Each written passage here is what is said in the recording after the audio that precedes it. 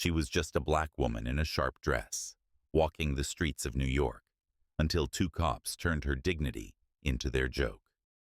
What they didn't know? She was a CIA agent, and their actions would ignite a chain of events that rocked the city. What happened next will shock you. Let's begin.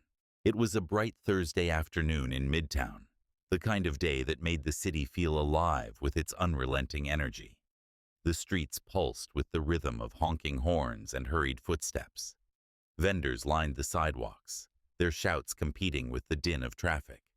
Hot dogs, 2 for $5, fresh pretzels. Office workers weaved through clusters of tourists, while delivery bikers threaded through the crowd with an air of urgency. Every corner seemed to hold a story, yet amid the chaos, one figure stood out. Danielle Harper moved with purpose. Her tailored navy dress hugged her form with elegance, the subtle sheen of the fabric catching the sunlight as her heels clicked rhythmically on the pavement. Her short afro framed a striking face, her brown skin glowing under the sunlight. Her demeanor radiated quiet confidence, though her sharp, observant eyes hinted at something deeper. Each step was deliberate, as if she carried secrets with her, secrets that made her hyper-aware of the world around her. She wasn't just walking, she was navigating a chessboard where every piece had its place. Crossing 7th Avenue, Danielle noticed them immediately. Two officers leaning against a patrol car, their body language oozing casual arrogance. She felt their gaze latch onto her like hooks, following her every movement. She kept her focus ahead, but their scrutiny burned into her awareness. "Excuse me, miss," one of them called out as she neared. His voice carried a veneer of politeness, barely masking a tone she had heard too often.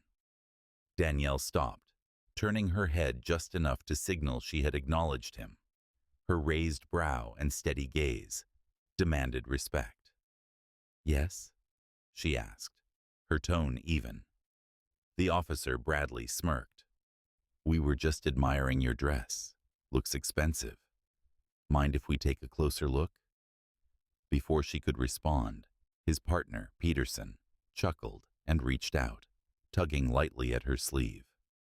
The casual invasion of space was as startling as it was familiar.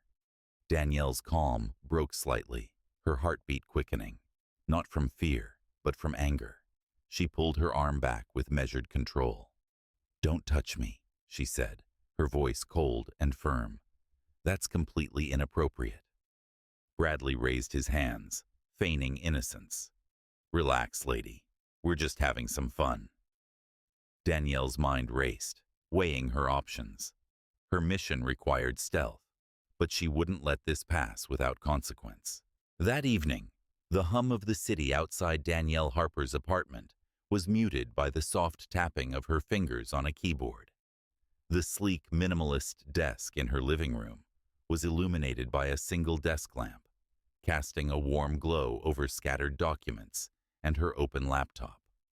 On the screen, a meticulously detailed report began to take shape.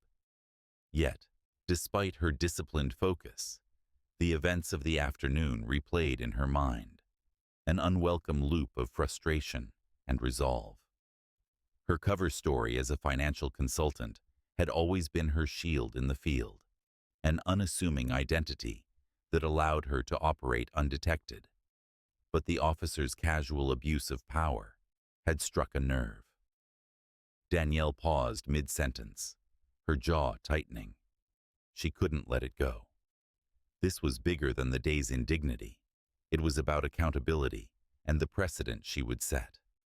She reached for her phone, her fingers steady as she scrolled to a secure contact. The voice on the other end was brisk. "Director," she began, her tone professional, but resolute. "We have a situation. 2 officers at Midtown Precinct crossed the line today. I recommend immediate review." There was a pause, then a curt acknowledgement. She knew the wheels were already turning. The next morning, Danielle's transformation was complete. Gone was the approachable financial consultant, in a navy dress. In her place stood Agent Harper, her sharp black suit and heels exuding command. She walked into the precinct like a storm, her stride precise, her posture unyielding. Heads turned as she passed rows of desks, her CIA badge flashing briefly as she approached the front desk. The receptionist blinked, taken aback by her presence. "I need Officers Bradley and Peterson," Danielle stated, her voice leaving no room for argument. Minutes later, the two officers appeared, their smug grins evaporating as recognition dawned. Danielle stood tall, arms crossed, her gaze piercing. "Gentlemen," she began, her voice steady, authoritative. "I believe we met yesterday. Let's talk about your conduct." Her words cut through the air like a blade, and for the first time, the officers realized they were utterly outmatched. The atmosphere in the private room was tense, the air thick with unease. Danielle Harper sat at one end of the table, her posture straight, her expression cold and unyielding. Across from her sat Officers Bradley and Peterson, their usual bravado noticeably absent. The room was sterile, neutral walls, a single window, and the faint hum of the precinct outside. Yet it felt as though the walls were closing in on the two men.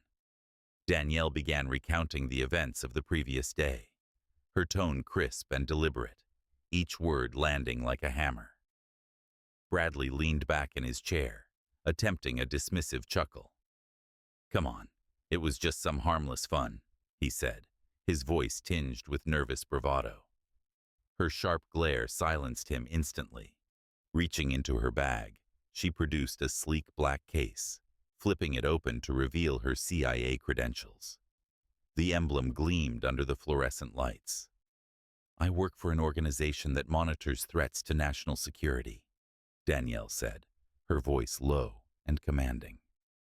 "Yesterday, your actions didn't just violate my personal space. They jeopardized my cover and compromised an active operation." Peterson's face drained of color. "We didn't mean anything by it," he stammered, his voice cracking. "We were just joking around. No harm done, right?" Danielle leaned forward, her fingers interlocking on the table. "This isn't about your intentions," she said, her voice cutting through his excuses. "It's about the message you sent, not just to me but to every black woman in this city, that her dignity, her autonomy, is secondary to your amusement." Her words were sharp, deliberate, leaving no room for rebuttal. Peterson swallowed hard, his eyes darting to Bradley, who now sat rigid, his earlier smugness evaporated. The door opened, and the precinct captain entered, his expression tight with a mix of concern and understanding. "Agent Harper," he said, nodding with respect, "I've been briefed on your complaint. Rest assured, this will be addressed." Danielle stood, her gaze sweeping over the two officers. "See that it is," she replied, her voice unwavering. "The people you serve deserve better." As she walked out, the weight of her words hung in the air, a clear reminder of the consequences of their actions. The news spread like wildfire, igniting a storm within the precinct and beyond. Within hours of the anonymous tip exposing the harassment, local news outlets picked up the story. Headlines painted a damning picture. "Officers under fire for harassment of black woman who turned out to be CIA agent."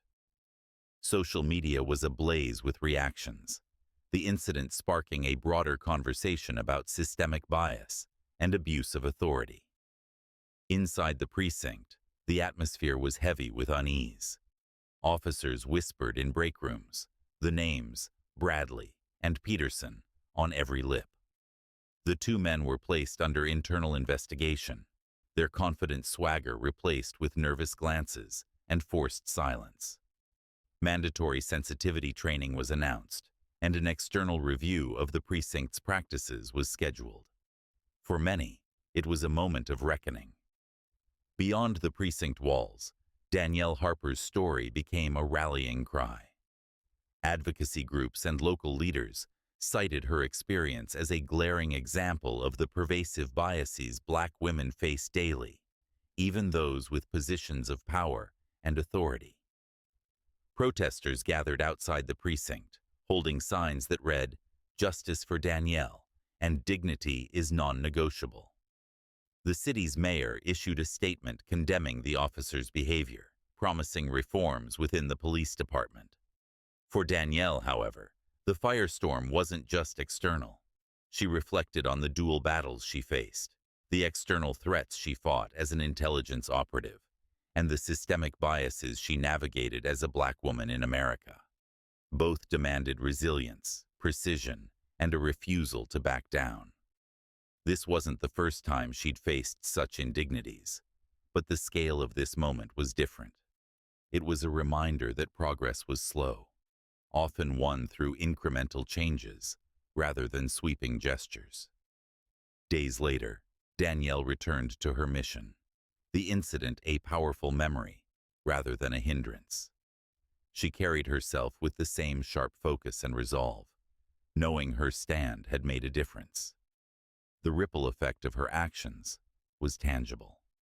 It wasn't just about holding two officers accountable.